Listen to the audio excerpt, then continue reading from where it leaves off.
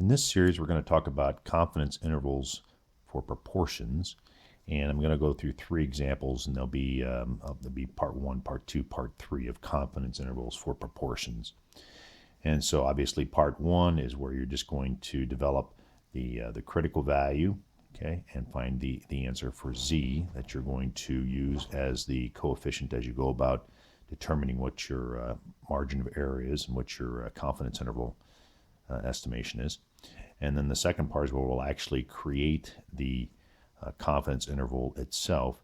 And then the third one, this is where you'll figure out what the minimum sample size is to find what in this case what an incumbent governor would need in order to do a proper sampling of the population.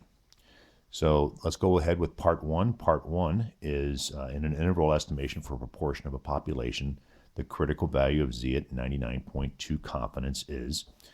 Keep in mind that since you're doing an interval, okay, you're doing a confidence interval, right?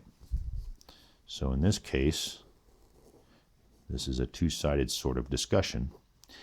And so you have to take the error and divide by 2. And so in some textbooks, you'll see this called z asterisk. You'll see sometimes called z sub alpha over 2. And in order to determine the critical value to include in the conversation and also to take into account in this section here where you'll actually use the value of z for a different situation. But basically what you do is you go 1 minus 0.992, right? And so that gives you the overall error. And 1 minus 0.992 is, I'll run that through the calculator here real quick, is 0.008. Okay. And then you have 0.008, you divide by 2, and that equals 0.004. Right? So now you have these. This is the error, the area under this curve, 0.004, at a 99.2% confidence.